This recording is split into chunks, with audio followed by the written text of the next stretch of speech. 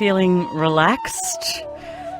Well, so are some of the farmers and their crops in India right now. A few days ago, the Indian Agriculture Minister, Radha Mohan Singh, endorsed something called Yogic farming, telling farmers they could empower their seeds with positivity. Environmental anthropologist Tamasin Ramsey spent 5 years as an NGO representative to the United Nations for the Brahma Kumaris, an Indian faith-based organisation. It's their meditation practice that's being used in yogic farming. Hi. Well, hi. So were you surprised to hear the Indian Agriculture Minister getting behind this kind of farming? Not really. I mean, you know, it's part of kind of Indian cosmology and worldview, the whole kind of spiritual thing. I would be surprised if Barnaby Joyce suddenly said it, but no, I wasn't that surprised. Look, I love the way you've just incorporated a little bit of contemporary politics there. Well, if Barnaby Joyce said it, you're right, we would all be alarmed. But what is it? Explain it to me, this farming practice. Okay, well, it's a way of combining mind and heart-based meditation practices along with traditional modes of organic farming. So that's basically what it is. Explain what happens. Okay. Well, there are different... Should I tell you how it started? Or yeah, sure. Okay. Give me some history. All right. Well, I mean, people probably know that farming in India is pretty difficult. Farmers are in debt, a lot of suicides, that kind of thing. And there were a group of farmers who went to the meditation centre and they were struggling with debt, buying fertilisers and pesticides. So the sisters there suggested that they do meditation. The farmers refused, saying, look, I know we meditate, but this is my livelihood. I'm not going to kind of... meditate over my livelihood. Exactly. I want to make some money something more here. secure. So anyway, this farmer had an arid piece of land that nothing was growing on it. He gave it to the sisters and said, if you want to do it, you do it, but I'm going to get my chemicals and do my thing as best I can. So they worked on that land for a year. They empowered seed.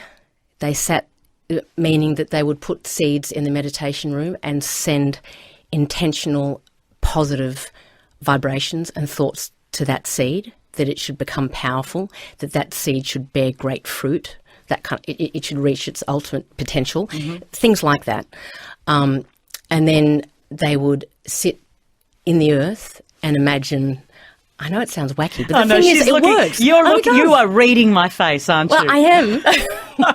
The listeners can't read my face, but you did a very good job there. Yes. To me it sounds, well, it sounds like it lacks science.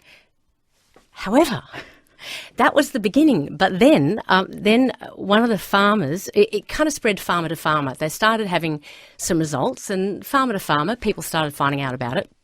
Then they did an inauguration. They like inaugurating things in India. And they invited a representative from a university, I think a dean of an agricultural university. He got interested. So for the last 4 years, there have been scientific studies on yogic farming. Mm-hmm. And what have these scientific studies on yogic farming found? Okay, some of the studies I know about, they had 4 different plots. They compared chemical farming, organic farming, yogic, which is meditation plus organic, and then they had a control where nothing was added at all.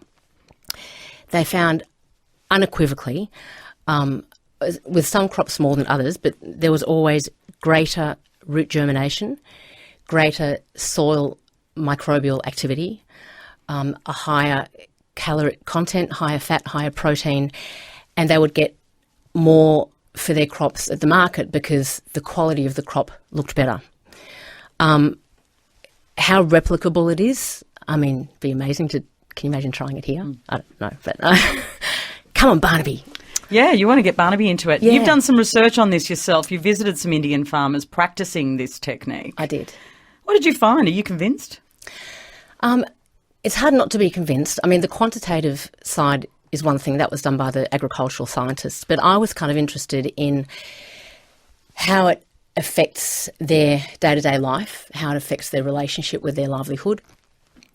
And it was interesting, I spoke a lot with the women in the families, the wives of the farmers, and they were the first ones to tell me about the change in their husbands' and fathers' behaviour.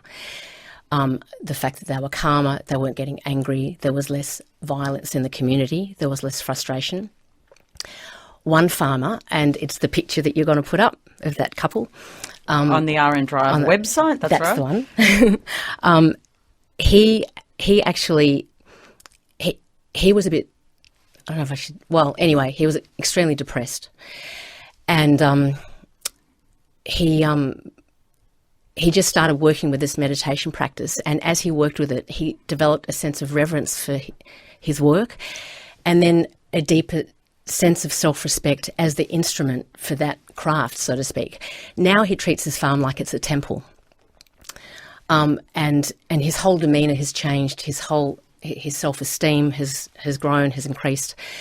There are reports of it reducing farmer suicide. That's an anecdotal report from the farming communities. So, I mean, it has, that kind of qualitative validity. So I just think with those quantitative results and those anecdotal stories as well, I've got bucket loads of stories about that. This was fascinating. Well, I want to thank you for stopping in and talking to us about it.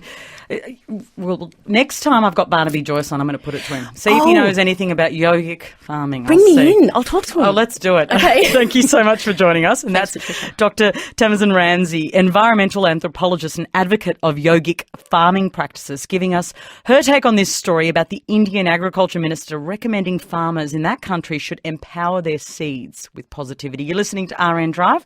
I'm Patricia Carvelis, taking you through to 7:30.